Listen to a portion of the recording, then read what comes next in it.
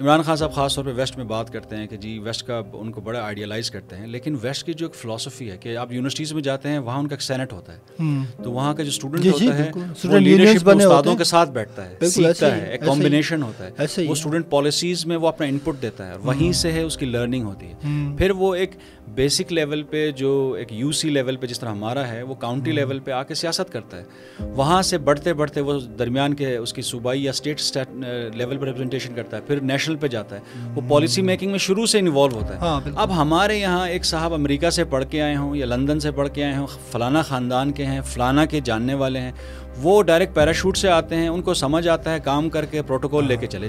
روٹی جو 10 روپے کی روٹی تھی 25 روپے کی روٹی مل رہی ہے، تو ایک بندہ خالی پانی اور روٹی کے ساتھ کھانا کھانے والا بندہ وہ کیا کہے گا؟ He has nothing to lose. تو جب وہ کہے گا کہ یار میں مر بھی رہا ہوں، نہ میری کوئی عزت کر رہا ہے، نہ مجھے کوئی اپارچونیٹی دے رہا ہے، اور میرے نام پہ لوگ سیاست کر کے باہر سے لون لے رہے ہیں، قرضہ بھی میرے پہ آ رہا ہے، پھر وہ باہر بھاگ جاتے ہیں، کوئی انجوائے باہر کرتا ہے، ان کی اولادیں باہر پڑتی ہیں، مجھے اس ملک کے اندر ٹاٹ کے اوپر بھی پڑھنے کو نہیں ملتا، پینے کا پانی نہیں ملتا. تصور کریم صاحب آپ ہمارے ساتھ اسٹوڈیو میں موجود ہیں، سینئر جرنلسٹ ہیں، پروڈکشن کے بڑے استاد گرو بھی ہیں، میڈیا کے ساتھ ان کی ایفیلیشن بہت پرانی ہے. تو ان سے آج ہم جاننے کی کوشش کریں گے کہ پاکستان میں جو پولیٹیکل سپیسز ہیں وہ کیوں پروان نہیں چڑھ رہے ہیں، کیا مسائل ہیں. تصور صاحب آپ کیا کہتے ہیں اس پہ؟ جی Aamir, thank you for having me. میرے خیال سے یہ جو آپ کہہ رہے ہیں بالکل اس کی بات بالکل کئی حوالوں سے صحیح ہے کہ آپ دیکھیں کہ کئی عرصے سے، حالانکہ پاکستان 10-15 سال سے چاہے لولی لنگڑی ہی صحیح لیکن ایک جمہوری عمل سے ضرور گزر رہا ہے، لیکن یہ جو ایک تھوڑی سی آپ دیکھیں تو کاسمیٹکس ہی لگتی ہے کہ جو ریئل سینس میں جو جمہوری اقدار ہیں، کیونکہ دیکھیں جمہوری اقدار کا بنیادی جو طریقہ کار ہے وہ الیکٹرول سے شروع ہوتا ہے. اگر آپ کے بنیادی طور پہ جو عوامی طور پہ آپ نہ ہماری ممبرس ہیں پراپرلی پولیٹیکل پارٹیز کے اندر، ان کے اندر جمہوری نظام کا فقدان ہے، اور ایک پارٹیز کے اندر خود جمہوریت نہیں ہے. جی اور ڈائنیسٹی ایک پالیٹکس ہے. ابھی عمران خان صاحب ایک نئی ہوپ کے طور پہ درمیان میں پچھلے 2018 میں اس ہوپ کے ساتھ آئے ہیں، لیکن آپ اس اسٹرکچر میں بھی دیکھیں کہ وہاں بھی الیکٹیبلز وہی ہیں، دوسری پارٹیز سے سوئچ کیے ہوئے ملا جلے ہوئے ہیں.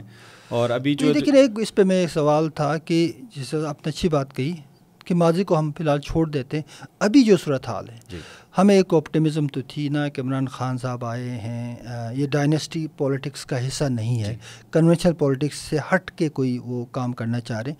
لیکن الٹیمیٹلی جب الیکشن کا وقت آ گیا تو وہ سارے لوگ جو الیکٹیبلز تھے، جو پہلے سے اس جمہوری نظام، وہ جو بھی جمہوریت ہے اس کے ساتھ شامل تھے، وہ سارے جناب کھنچ کے ادھر چلے آئے، اور پھر ہمیں ایک اور جو ہے وہ ٹریڈیشنل پارٹی بنتی ہوئی نظر آئی. مجھے کوئی بڑا فرق تو نظر نہیں آیا. جی بالکل ایسا ہی ہے کہ مثال کے طور پہ ابھی کہ دنیا سے آئل ختم ہو رہا ہے، تو جو آئل کنٹریز ہیں جب وہ دنیا کا آئل 2050 میں اگر ختم ہو جاتا ہے، ڈیفینیٹلی انہی کے پاس پیسہ ہے تو وہ آلٹرنیٹ انرجی کے کنٹرول انہی کے پاس ہوگا. بالکل. تو سو دے ول رن دا شو. اور اسی طرح اب آپ دیکھیں کہ جن کے پاس آلریڈی اقتدار کے پاور ہے، وہی چاہے لینڈ لارڈز ہیں، انڈسٹریلسٹ ہیں، یا جو خاندانی سیاست کے لوگ ہیں، وہی اقتدار کے ایوانوں میں دوبارہ آ جائیں گے یا ان کے بچے آ جائیں گے. تو گنے چنے جو عموماً جو ماضی میں بھی دیکھیں کہ آپ 5-10% اگر لوگ اپنی کیونکہ فیس سیونگ کے لیے مائنورٹیز کے نام پہ یا کسی عام بندے کو جو بیچارہ جا کے ہر وقت محنت کر رہا ہے، اس طرح کے اگر کوئی گنا چنا جس طرح سے ندیم چند ہو گئے یا مراد سعید ہو گئے، یا پھر جس طرح سے اور دوسرے منظور حسین جیسے جو لیڈرز ہیں جو جنہوں نے اپنی اسٹرگل کے بعد اگر یہاں پہنچے ہیں، تو ٹھیک ہے اب وہ کتنے ہیں نا، وہ وٹ کین دے ڈفرنس، لیکن وہ بھی اندر آ کے وہیں ہو جاتے ہیں. ٹھیک ہے ظاہر ہے وہ ظاہر ان کو سسٹم میں اپنے باس کے ساتھ رہنا ہے. تو جو ایک ٹوٹلیٹیرین ایک مائنڈ سیٹ ہے، اس کو آپ کو ایڈریس کرنے کے لیے آپ دیکھیں نا کہ ابھی جو ہوا ہے مثال کے طور پہ بھی کافی زندگیاں اتنی مہنگی ہمارے پاکستانی ہیں، ان کی جانیں گئی ہیں. بالکل. ہمارے آپس میں اداروں کے درمیان ٹکراؤ ہوا ہے، اور جس میں یہ کہ ظاہر ہے کہ اداروں نے ہر لوگوں نے اپنی رسپانسبلٹی کا مظاہرہ نہیں کیا. تو یہی باتیں یہاں آتے آتے بھی کافی وقت لگا تھا، تو اس کھچاؤ کو ختم کرنے کے لیے ٹیبل ٹاک کی ضرورت تھی. اور الٹیمیٹلی جب اس لڑائی کی ختم ہونے کے لیے بھی کسی کو بیٹھنا ہی پڑے گا. بالکل الٹیمیٹلی پولیٹیکل حل ہی ہوگا. لیکن یہ بھی میرے خیال سے عامر لیکن میں یہ کہتا ہوں کہ یہ ان سچویشن کے لیے بھی یہ بھی ابھی جو بھی ہوگی کاسمیٹک ہوگی، اور پھر اسٹیک ہولڈرز کا اپنا شیئر ہوگا. اچھا بھائی ٹھیک ہے تم یہ رکھ لو، میں یہ رکھ لیتا ہوں، اور ختم ہو جاتی ہے. But again on a grass root level, جس طرح سے کہ دیکھیں نا 70s میں بھٹو صاحب کا جو دور تھا اس کے باوجود بھی یونینز بھی جو بھی سلسلہ تھا اور اسٹوڈنٹ یونینز تھیں یا ایک لیڈرشپ. اب جب آپ دیکھیں ویسٹ میں دیکھ لیں کہ عمران خان صاحب خاص طور پہ ویسٹ میں بات کرتے ہیں کہ جی ویسٹ کا ان کو بڑا آئیڈیالائز کرتے ہیں, لیکن ویسٹ کی جو ایک فلاسفی ہے کہ آپ یونیورسٹیز میں جاتے ہیں وہاں ان کا ایک سینٹ ہوتا ہے, تو وہاں کا جو اسٹوڈنٹ ہوتا ہے وہ لیڈرشپ میں استادوں کے ساتھ بیٹھتا ہے, سیکھتا ہے, ایک کمبینیشن ہوتا ہے, وہ اسٹوڈنٹ پالیسیز میں وہ اپنا ان پٹ دیتا ہے اور وہیں سے ہے اس کی لرننگ ہوتی ہے. پھر وہ ایک بیسک لیول پہ جو ایک یو سی لیول پہ جس طرح ہمارا ہے وہ کاؤنٹی لیول پہ آ کے سیاست کرتا ہے, وہاں سے بڑھتے بڑھتے وہ درمیان کے اس کی صوبائی یا اسٹیٹ لیول پہ ریپرزنٹیشن کرتا ہے, پھر نیشنل پہ جاتا ہے, وہ پالیسی میکنگ میں شروع سے انوالو ہوتا ہے. اب ہمارے یہاں ایک صاحب امریکہ سے پڑھ کے آئے ہوں یا لندن سے پڑھ کے آئے ہوں, فلانا خاندان کے ہیں, فلانا کے جاننے والے ہیں, وہ ڈائریکٹ پیراشوٹ سے آتے ہیں, ان کو سمجھ آتا ہے, کام کر کے پروٹوکول لے کے چلے جاتے ہیں. اب ایک اور مسئلہ ہے, دیکھیں آپ صحیح کہہ رہے ہیں, یہ ایک ایلیٹ کیپچر جس کی آپ بات کر رہے ہیں, جس کی طرف آپ اشارہ کر رہے ہیں, پاکستان میں ایلیٹ کیپچر سیاسی نظام میں اس کے بینیفیشریز یا اس کے جو ایلیٹ کیپچر کے جو محرکات ہیں یا ان کے ایکٹرز, ان کو سمجھیں, وہ جو ایکٹرز ہیں وہ سملر ہیں. یہ بیوروکریسی سے بھی ہیں, جوڈیشری سے بھی لوگ ہیں, پولیٹیکل جو ہماری جو ڈائنیسٹی کلاس ہے اس کے بھی لوگ شامل ہیں. ایک لیول پہ تو لگتا ہے کہ شاید ایک دوسرے سے ملے ہوئے ہیں, اور عوامی سطح پر جب ہم سیاست کو دیکھتے ہیں تو ایسا لگتا ہے کہ شاید ان سیاسی پارٹیوں میں بڑا اختلاف ہے, لیکن ایکچولی دیکھیں مثلاً بہت سارے سیاسی پارٹیوں میں ایک بھائی ایک سیاسی پارٹی میں, دوسرا بھائی دوسرے میں, بظاہر عوام کے سامنے ان کی لڑائی. نام لے لینا جس طرح سے عمر ایوب صاحب ہیں اور زبیر صاحب ہیں, ہاں ایک مسلم ہاں اسد عمر ہے اور زبیر ہیں. اب یہ دونوں انجوائے کر رہے ہیں پارٹی. ایگزیکٹلی اسی طرح بہت ساری مثالیں اس ملک میں ہیں, آپس میں شادیاں, انٹر میرجز ہیں, اور بہت ایک کلاس ہے جس جو ایچ ایس این کلاس بھی کہتے ہیں, ایچ ایس این کالج کے جو بڑا ایک, اچھا وہ ایک سمبل ہے, اور اسی طرح بہت سارے لوگ ہیں. اچھا وہ کیا کرتے ہیں کہ ان کا ایک لیول پہ تو سیاسی طور پہ بڑا ایک یگانگت بھی ہے, آپس میں ملے ہوئے ہیں. جب عوامی پولیٹکس کرتے ہیں تو یہ ایک ایسا لگتا ہے کہ شاید یہ ایٹ وار ہیں, یہ ایک دوسرے کے خلاف ہیں. تو یہاں پہ جو ہمیں بات نظر آتی ہے وہ یہ کہ ایلیٹ کیپچر کا جو پاکستان ہے, ایلیٹ کا پاکستان ہے, وہ تو بڑا خوشحال ہے. ابھی ڈالر کرائسس ہے, اس ڈالر کرائسس میں بھی ان کو فائدہ ہوا کیونکہ وہ ہورڈنگ بھی کرتے ہیں, ڈالر نکالتے بھی, رکھتے بھی, ان کو پتہ ہے کہ مارکیٹ کو کیسے چلانا تھا. اس پورے کرائسس میں ایک ایسا طبقہ ہے پاکستان میں جو شروع سے رہا, جو اس کا بینیفیشری ہے.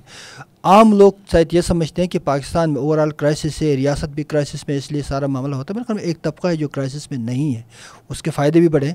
تو اس سے قطع نظر ہمیں جب دیکھتے ہیں کہ یہ تو پوری دنیا میں ہوتا ہے, ایلیٹ کیپچر ہر پولیٹکس میں ہے, انڈیا میں بھی ہے, چائنا میں بھی ہوگا, امریکہ میں بھی ہے, بڑے آئل کمپنیز جو ہے اس کو کرتے ہیں. لیکن ساتھ ساتھ پولیٹیکل سول سوسائٹی اسپیسز بھی بنتے ہیں, لوگ اس کو پش کرتے ہیں, اور کچھ اس طرح کے سیاسی تحریکیں موجود ہوتی ہیں جو کوشش کرتے ہیں کہ اس ایلیٹ کیپچر کے جو اثرات ہیں اس کو نیوٹرلائز کیا جائے, اس میں ڈیفیوز کیا جائے. وہ جو ڈیفیوژن والی پولیٹکس ہے ہمارے یہاں, وہ کیوں نہیں ابھرتی ہے؟ مطلب اس پہ پاسبلٹی ہے. دیکھیں ہم ایلیٹ کو ختم تو نہیں کر سکتے, لیکن ایلیٹ کے اس کیپچر پہ ڈینٹ تو کر سکتے ہیں نا. دیکھیں انسان جو ہے ہیومنلی ایک ٹینڈنسی ہے نا کہ جی میں سب کچھ لوں گا. وہ ڈیفینیٹلی انسان جنرلی ایک ہے کہ وہ نہیں چاہتا کہ بھائی دوسرا بندہ مجھ سے زیادہ لے, یا میں اگلے بندے کو اس کو فیل نہیں کرتا. اور پھر جب آپ انسان کو اس حساب سے انسان کو ٹرین کرنے لگتے ہیں کہ صرف وہ چھیننے والی عادت کرے, جب اس میں جانوروں والی خصلتیں ہوں, کیونکہ وہ بجائے کہ ایک تو جانور دیکھیں, جانوروں والی عادتیں ہیں کہ ایک آپ کو ٹرین کرتے ہیں تو پالتو ہوتا ہے, اور ایک ہوتا ہے کہ آپ اس کو وائلڈ کرتے ہیں, وہ اگریسو ہوتا ہے. کچھ جانور نیوٹرل بھی ہوتے ہیں, ہوتے نہیں, وہ اس کے نیوٹرل کچھ بھی نہیں ہوتا ہے. دیکھیں نا دنیا میں نیوٹرل کوئی چیز نہیں ہوتی میرے خیال سے. مطلب ہمارے یہاں جو جانور ہیں نا وہ تو دو طرح کے ہیں نا, ایک تو وہ جو ان کا, لیکن اب یہ بھی ڈیروگیٹری ہم اسٹیٹمنٹس جس طرح کے پولیٹیکل اسٹیٹمنٹس تھیں کہ ہم پوائنٹ اسکورنگ کرنے ہیں نا, تو ہم مسئلے کا حل نہیں کر رہے. جو میرے ریپرزنٹیٹیو ہیں, اگر کوئی وہ ایوان میں ہے, سینٹ میں ہے, اسمبلیوں میں ہیں, تو ان کا کام کیا ہونا چاہیے کہ وہ میری تربیت بھی کرے نا, کہ جس طرح سے افریقہ میں نہیں کہتے کہ آپ ایک بچے کی تربیت پورا گاؤں کرتا ہے. ہاں بالکل.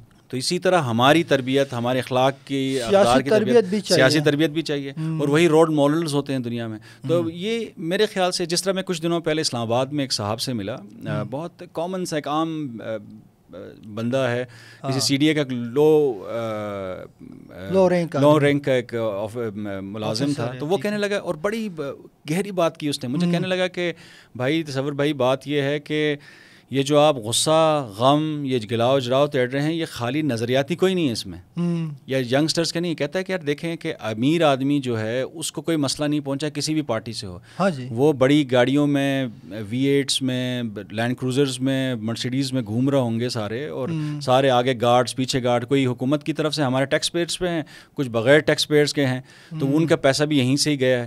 لیکن مصیبت یہ ہے کہ اس نے کہا کہ مسئلہ یہ کہ ہمیں اسپیس نہیں دی گئی. وہ اسپیس کیا؟ وہ یہ والی پولیٹیکل اسپیس بھی نہیں مانگ رہا. وہ کہہ رہا ہے کہ ہمارا روزگار، ہماری اپرچونٹی.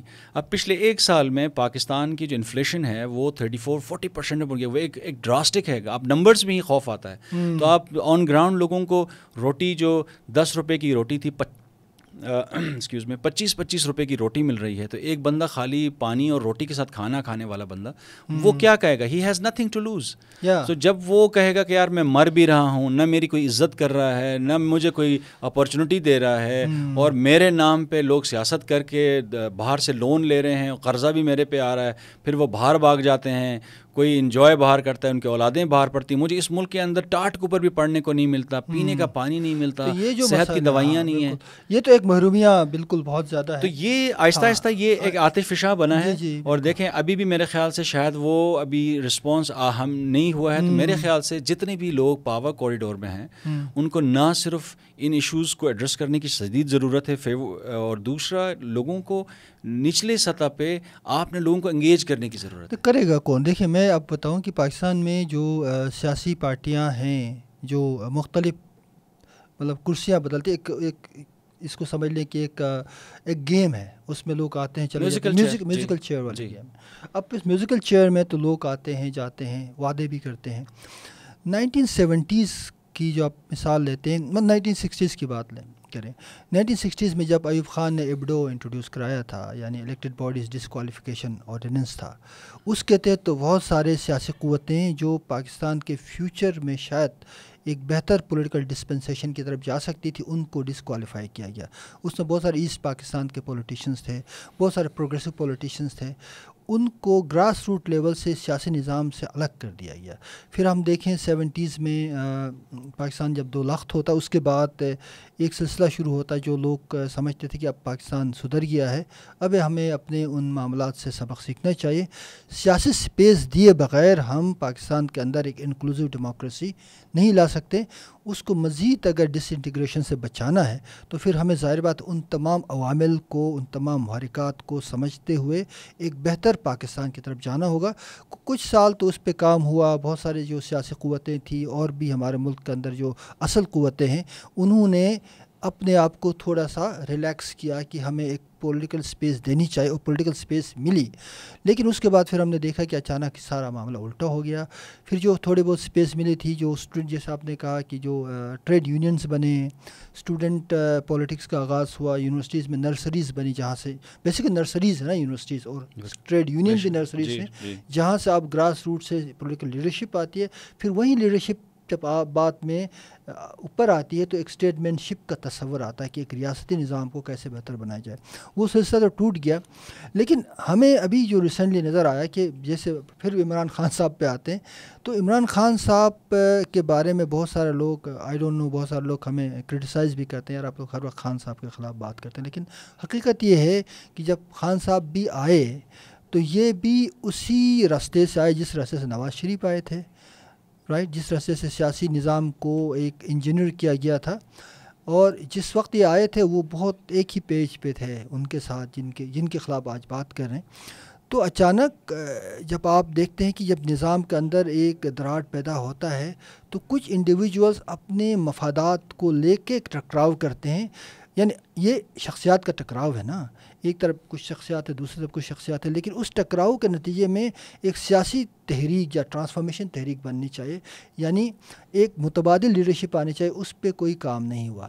تو خان صاحب بھی نے بالکل وہی کام کیا جو پہلے کنونشنل سیاسی پارٹیاں کرتی رہی. اب جس طرح آپ کی بات ابھی جس طرح آپ کہہ رہے ہیں، میرے خیال سے ایک بات اور بھی ہے اس میں کہ مثال کے طور پہ جب خان صاحب یہاں پہ آئے، ٹھیک ہے لوگوں کی جو محرومیاں تھیں، ناراضگیاں تھیں، کسی انڈیویجولس کی ہم کسی کو بیش کیے بغیر بات کریں کہ جب خان صاحب اس وقت 2018 میں انہوں نے اقتدار سنبھالا، تو وہ جس طرح آپ کہہ رہے ہیں کہ جوڈیشری ان کے ساتھ کھڑی تھی، اور ان کی ایک بہت ہی کمزور قسم کی اپوزیشن تھی ان کی, اور فوج کے ساتھ وہ ایک پیج پہ تھے, اور فوج کا سپورٹ بھی ان کو اچھا حاصل تھا, جس پہ لوگ عموماً فوج پہ انگلیاں اٹھاتے تھے. تو دوسرا میڈیا جو تھا ایکسکلوسیولی ان کے ساتھ تھا. اس ملک کی جو بڑی آبادی ہے 63% یوتھ, اس میں سے اگر زیادہ نہیں تو کم از کم 40-50% یوتھ جو تھی ان کے ساتھ کھڑی تھی, کیونکہ یوتھ کا المیہ یہ تھا کہ ہم سب دیکھ رہے تھے کہ یار یوتھ چاہتی تھی کہ یار بہت ہو گیا یار, انف از انف, ہم کس طرح سے چینج کریں. لیکن اس کے بعد جب آپ نے پریکٹیکلی مارکیٹ میں آپ نے دیکھا کہ جی وہ اسٹیٹس کو چینج نہیں ہوا, وہی ساری چیزیں ہوئی ہیں. آپ نے پریکٹیکلی آن گراؤنڈ انہی کے لیے جو چیزیں ہیں وہ نہیں ہوئیں, کوئی پالیسی چینج نہیں آیا, کیونکہ جب پالیسی چینج ہوگا تو وہ شفٹ ہوگا. پھر ہماری کچھ لیڈرشپ کا, پھر بھی میں نام نہیں لیتا, لیڈرشپ کے بغیر بھی آپ دیکھیں نا, جیسا پنجاب کے سب سے بڑے صوبے میں عثمان بزدار صاحب ہیں جی, اب وہ اس پہ بہت ساری چیزیں ہونے کے بعد جی پنجاب کا اتنا بڑا حق ہے کہ بھائی اس میں کمپیٹنٹ اور لیڈر ہونا چاہیے تھا, ٹھیک ہے جی. اسی طرح بہت سارے ایشوز کی بات ہے. تو خان صاحب ایک امید تھی 2018 میں تک, لوگ چاہتے تھے کہ وہ ہو, لیکن انہوں نے اس قوم کو اور ڈیلیور نہ کرنے کی وجہ سے مایوسی میں مزید اضافہ کیا ہے, اور وہ مایوسی اب جو ہے وہ ٹرن ڈاؤن ہو رہی ہے. تو اب ہمیں بلکہ پولیٹیشنز کو آپس میں جتنے بھی ہیں پولیٹیشنز کو آپس میں مل بیٹھ کے سیریسلی بیٹھنا چاہیے.